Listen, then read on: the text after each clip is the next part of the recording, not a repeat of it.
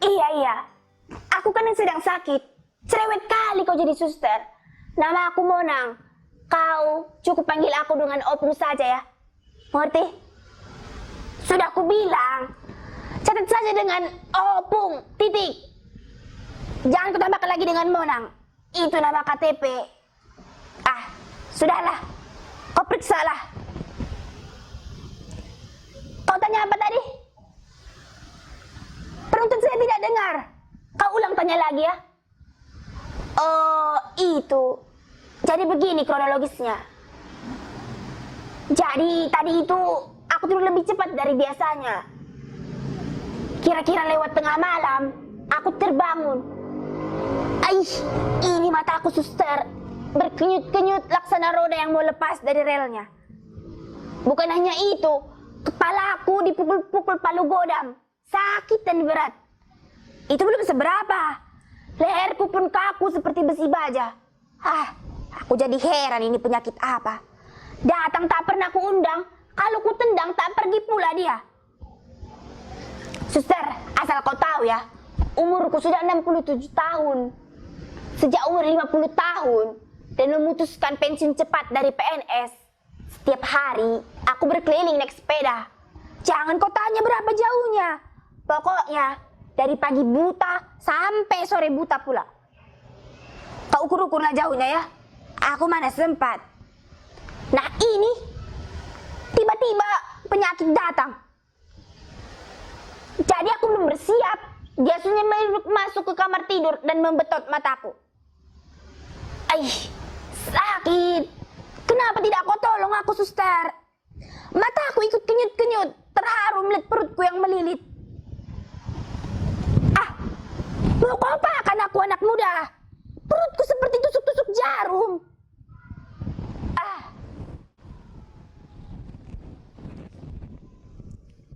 Suster, suster, kau di mana sekarang? Aku lapar. Kasih aku makan dulu ya. Sebelum infus itu kau tusukkan ke nadiku. Kasih aku kesempatan makan bareng 3-4 suap ya. Tadi aku memang sudah makan, tapi kan sudah keluar lagi. Jadi kasihlah aku kesempatan makan dulu ya suster. Ngomong-ngomong, ini dokternya di mana ini? Dokter, dokter.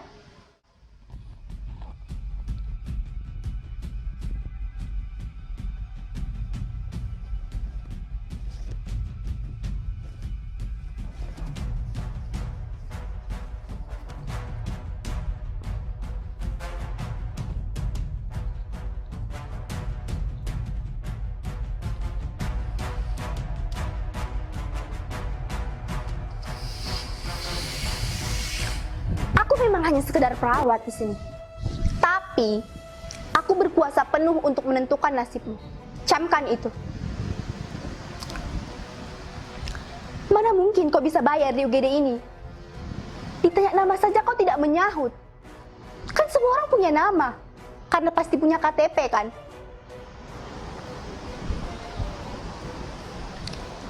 Aku belum tanya kau tentang siapa yang akan menjamin jika pengobatan ini diberikan kepadamu. Sana, kau tanyakan saja pada penonton. Mana ada sih rumah sakit terbaik dengan dokter-dokter dan suster-suster terbaik yang gratis? Gak ada kan? Gak ada kan penonton? Tuh, semua jawab gak ada. Nah kau, aku tidak tahu asal-usulmu. Dengan tubuh penuh luka nyeruduk masuk ke UGD ini. Memang ini UGD mbahmu. Meski namanya unit gawat darurat, tempat ini juga punya prosedur untuk membantu. Pertama, aku harus tahu dong kau siapa. Asal usulmu bagaimana, pekerjaanmu apa. Yang kedua, siapa orang tuamu, bagaimana kondisi ekonomi keluargamu. Dan yang terakhir, siapa yang akan menjamin jika kau dirawat di sini? Jadi, protap atau prosedur tetap itu harus kau lalui dulu, baru minta perawatan. Mana ada sih rumah sakit partikuler seperti ini disubsidi? Jangan terlalu berharap pada subsidi pemerintah. Rumah sakit ini bukan lembaga sosial. Itu jelas dalam akte pendiriannya sebagai lembaga bisnis. Siapa bilang tidak boleh mencari untung dari orang sakit? Selama tidak mendoakan orang sakit, kan tetap halal. Meski aku bukan pemilik di sini, aku berhak menentukan mana pasien yang mampu dan mana yang tidak dirawat di sini. Jadi, jangan terlalu berharap pada subsidi pemerintah, ya. Mana mungkin rumah sakit partikelir seperti ini disubsidi? Tagihan BPJS saja bisa tersendat-sendat sampai bertahun-tahun. Dan itu jumlahnya tidak sedikit loh, bisa sampai ratusan miliar. Makanya, pemiliknya memutus kerjasamakan dengan BPJS pada tahun pertama. Untuk apa melanjutkan kerjasama yang merugikan? Kan? Baik, kutanya sekali lagi. Siapa yang akan menjamin jika kau dirawat di sini? Kalau melihat bentuk kepalamu, coba kau pegang kepalamu. Penyok-penyok kan? Itu tanda-tanda klinis kau mengalami benturan yang keras. Bisa saja benturan di masa lalumu atau benturan keras di jalanan. Itu baru kepala, ya. Kalau aku lihat kakimu juga mengalami patah. Kau perhatikan saat kau masuk UGD ini, kau tampak menyeret kakimu. Itu harus melalui tindakan MRI atau CT Ronsen untuk mengetahui diagnosa kakimu yang patah.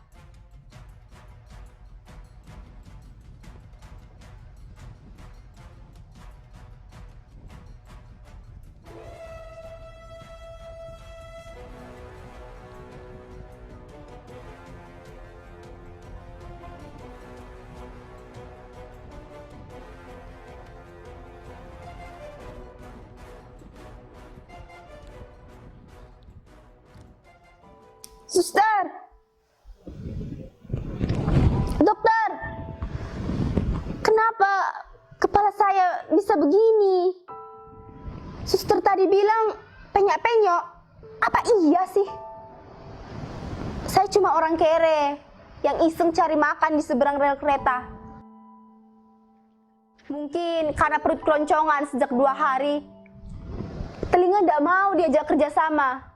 Ditambah otak tidak mampu lagi menalar klakson peringatan dari masinis.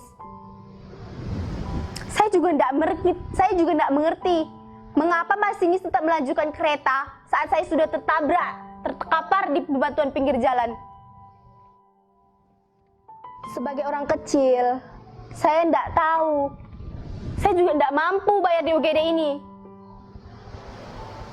Dulu, ketika kereta itu masih bernama KRL, saya tiap hari naik itu, berjualan sayur dan buah dari Rangkas Bitung ke Tanah Abang. Tapi sekarang, setelah namanya berganti menjadi MRT, itu menjadi musuh bagi orang kecil seperti saya. Bagaimana mungkin bisa berjualan sayuran dari Rangkas ke Tanah Abang setiap hari? Ongkosnya saja sudah berapa? Mahal, Cing.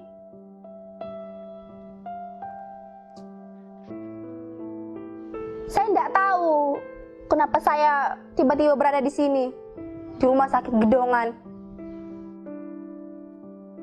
Rumah sakit seperti ini justru membuat saya sesak nafas. Bukan cuma biayanya yang tidak bakal mampu saya bayar, tapi terlalu dingin dan bersih. Terlalu dingin dan bersih itu membuat saya sesak nafas. Aduh, dokter, suster, kenapa kepala saya jadi penyok begini? Perasaan tadi sebelum saya masuk ke UGD ini, kepala saya masih utuh. Ini rumah sakit atau bengkel? Asal ketok sembarangan. Dokter, tolong saya. Saya memang kere, tapi saya juga kan manusia biasa. berhak mendapatkan kesembuhan. Saya tahu yang menjadi dokter di sini pasti orang gedean. Karena biaya kuliahnya pasti mahal kan. Saya dan keturunan saya 7 turunan. Gak bakal ada yang bisa jadi dokter. Kami cuma gelandangan yang gak punya keahlian. Jadi mana ada sih yang jadi dokter? Kalau saya harus memilih, saya lebih baik mati di gubuk tua daripada di UGD mewah ini. Mati di gubuk tua lebih baik karena banyak saudara yang kasihan terhadap saya. Dokter, suster, semua itu menjadi hantu di kepala saya. Saya takut menghadapi laci-laci kematian di ruang penyimpanan jenazah. Saya hanya seorang kere. Biarkan saya mati sebagai orang kere. Teronggok di pinggiran rel jauh lebih baik bagi saya. Jangan biarkan saya kesepian.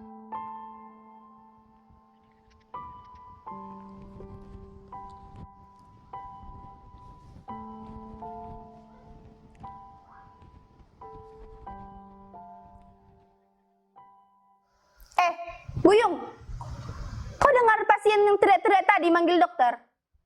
Tadi pagi, aku sudah meng-call itu dokter ahli. Aku tak mau penyakit stroke ini tiba-tiba menyergapku. Apalah guna hidup, kalau badan mati separuh, tak guna itu. Makanya, setiap hari aku menjaga kesehatan dengan berkeliling naik sepeda. Bukan soal goes-goes olahraganya saja, tapi kau harus nikmati itu pemandangan sekitar. Di situ kau baru tahu warna-warni kehidupan. Apa kau dengar tadi keluhan pasien di sebelahku? Suster, aku tak mau kau begitu galak pada pasien ya. Dia memang orang miskin, tapi dia juga berhak untuk kesembuhan. Ini rumah sakit memang partikelir. Bolehlah kau mencari untung serba sedikit. Tapi bukan berarti kau abai terhadap kesehatan orang miskin. Kemiskinan sudah membuatnya menderita. Jangan kau tambahi lagi dengan omelanmu. Aku terdengar tadi apa yang kau omelkan. Jadi, rumah sakit ini buat siapa saja, terbuka. Kalau memang pasien tadi harus membayar, bisalah kau terapkan subsidi silang. Yang kuat mensubsidi yang lemah. Seperti kau naik pesawat kan? Ada tiket mahal, ada tiket murah. Tapi tetap satu pesawatnya kan? Suster, kesini kau suster. Aku memang tidak punya banyak uang. Tapi aku masih menyisakan belas kasihku terhadap orang-orang terbuang. Seperti pasienmu hari ini. Aku memang tak kenal dia. Aku tak perlulah tahu KTP-nya, asal-usulnya, orang tuanya, apalagi anak dan istrinya.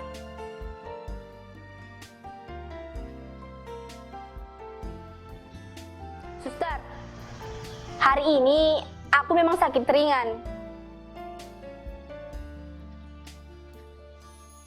Tapi kedepannya bukan tidak mungkin Tuhan memberikanku sakit yang berat. Jadi sewaktu ringan inilah kita saling membantu. Suster, kau masukkan saja tagihan pasien tadi pada tagihanku ya. Biar anak-anakku yang ngurus. Apa sudah cukup? Berapapun yang ia habiskan, asal bisa sembuh, aku yang bayar. Kau dengar itu kan, suster? Usahakan kau perbaiki kepalanya yang penyok-penyok tadi. Bilang sama dokternya, tolong kerjakan dengan rapi. Jangan asal-asalan, apalagi borongan. Itu menyangkut nyawa pasien, bukan sekedar mobil tua.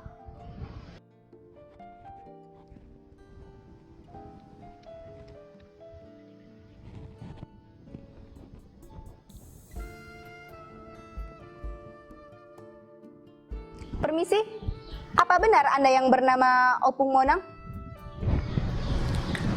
Kau siapa berani-berani sebut Monang? Tapi benar kan ini yang bernama Opung Monang? Kau panggil saja aku Opung. Baik Opung, saya Raden Mas Kencono. Ah, kau Raden rupanya. Itu menak dari Jawa kah?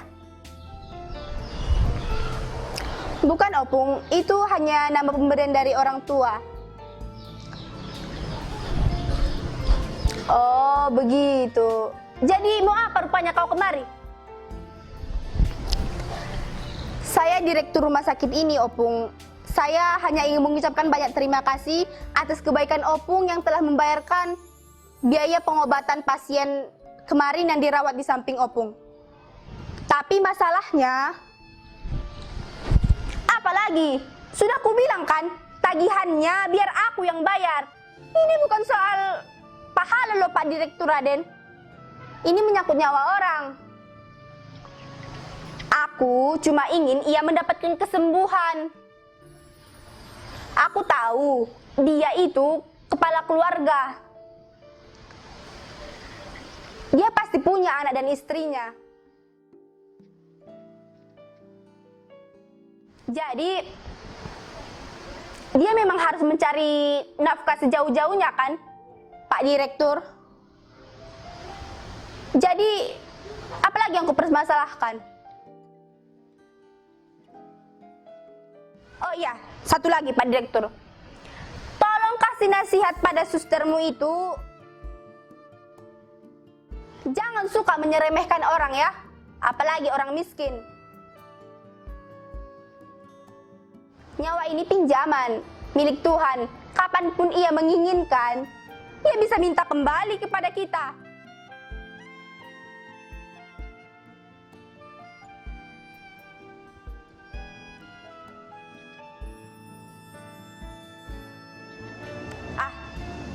Cukuplah. Aku tahu maksudmu Pak Direktur Raden. Anda meragukan apakah saya bisa membayarnya kan? Tak perlu ragu. Sekarang bawakan kwitansinya kemari biar aku bayar di sini. Ah, kalau kau canggung melayaniku, suruh suster yang kemarin mengomel-ngomel itu ke sini supaya sekalian kuceramahi dia.